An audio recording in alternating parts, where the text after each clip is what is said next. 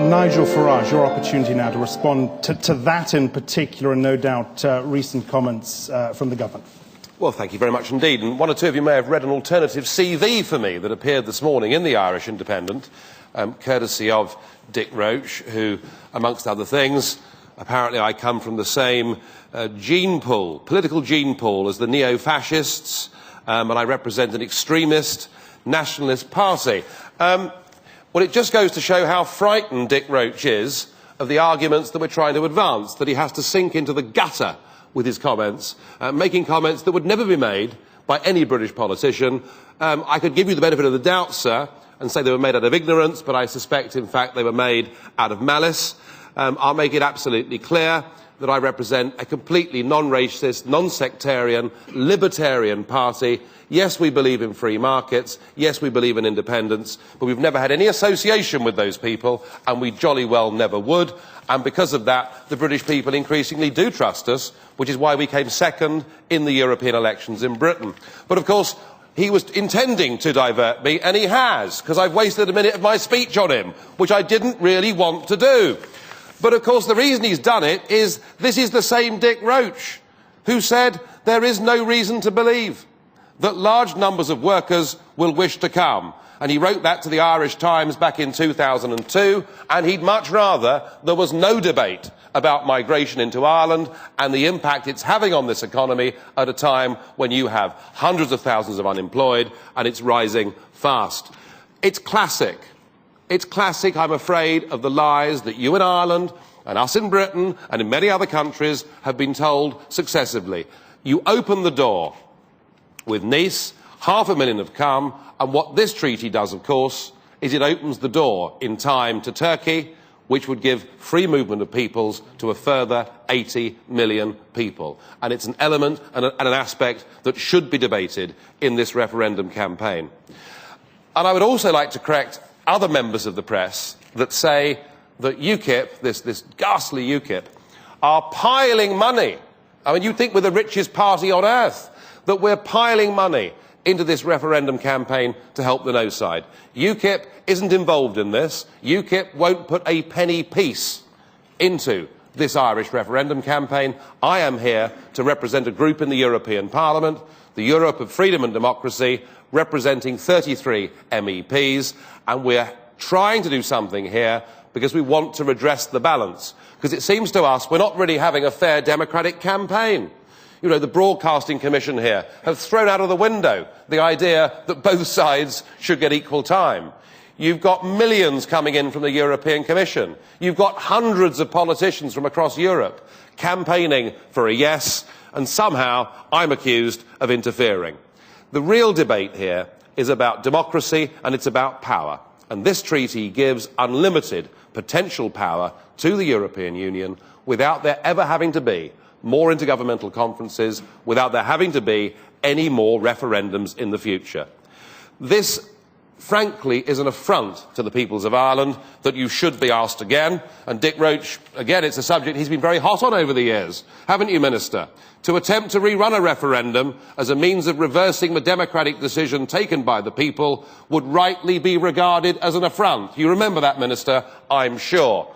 The French said no, they were ignored. The Dutch said no, they were ignored. The Irish have said no, and they're being bullied into voting again. If you vote no, it will cause a referendum in Britain, and it will bring the European project to a halt, and perhaps give all of us an opportunity to consider how far this project has gone and where we want it to go. It would be a fine democratic thing for the peoples of Europe to have an opportunity to stop and debate their future. So there is a very heavy burden on Ireland. Nothing awful will happen to you if you vote no. You know, the sun will still come up in the morning. Everything will be fine. Take this opportunity. Don't trust your politicians. Give the peoples of Europe a full debate.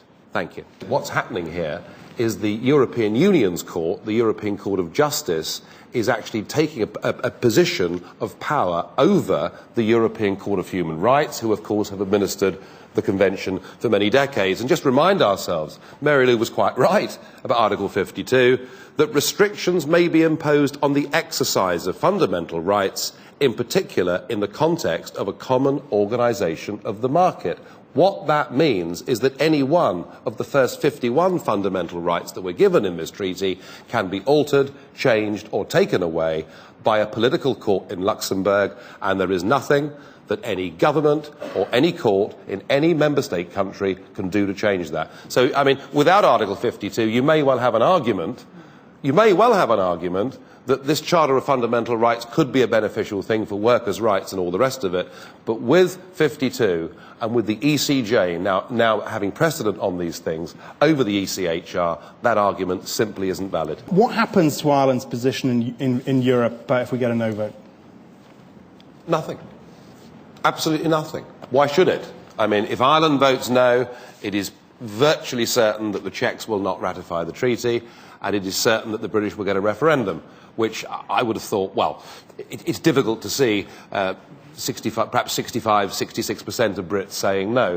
What happens is the whole European project is stopped in its tracks. It judders to a halt momentarily, and I'm arguing that that would be a good thing. We've been pushing on at breakneck speed. I mean, we've been legislating at such a rapid pace. It was estimated recently that in Germany, over the last decade, 84% of laws that have been made in Germany over that decade had been laws that had been made by European Union institutions and not by their own parliament. So I think that the Irish voting no would give all of us a chance to have a think, to have a say, to have a debate, and would be a very, very good thing. Nigel, does Ireland need to worry about foreign investor perception if it votes no? I think it does. But this whole area of the economy and economic control, I thought Dick Roche's comment was interesting that, you know, many years ago you had to look to London, and you seem to be happy to swap subservience to the British for subservience to the European bank in Frankfurt. I don't see necessarily why that's a benefit. I also wonder, this whole debate about the economic storm. On the question of foreign direct investment, I used to come to Dublin a lot back in the 1990s when I had a real job and worked in the private sector, which is, I know, a very strange concept in politics these days. Nearly everybody's spent their whole life in the public sector. But I used to come here, and a lot of my friends relocated to Dublin and came to Dublin, and the big advantage of coming here then is still the big advantage of coming here now, and it is, of course, that you've got a highly competitive corporate tax base, and there have already been discussions and proposals in the European Commission to start to harmonise corporate taxes. This treaty takes us closer to harmonise corporate taxes, which is the thing that would destroy FDI into Ireland. David, let's just have talking about democracy, David. It would be democratic to respect the fact that the French, the Dutch and the Irish voted no. What kind of democracy is it that says you voted this way, you've got it wrong, you've got to do it again? I don't call that democracy. But it is absolutely imperative that we vote yes. Okay, so I think we need I want to give Nigel Farage a quick opportunity to respond. And by the way, if people could keep their questions brief, we haven't got that long. Well, I assume that you're a Monet professor, are you? Pardon? I assume that you're a Monet professor, are you? I carry that title. Ha! Oh, wonderful. So here you are, talking about honesty and frankness. Wouldn't it have been rather better if before your question you declared an interest in this and explained to these people that you are one of the many academics throughout the universities of the European Union who is effectively paid to indoctrinate people with a certain line of thinking that we have to adopt a European... I mean, come on, you talked about let's have a bit of honesty. It's a classic symptom of where this European Union has gone wrong, that the attempt to indoctrinate children at university is... I was right, though, wasn't I? Some quick points about these renegotiations, these guarantees. They're not guarantees at all. They're clarifications. And the Minister said you'd achieved some significant changes.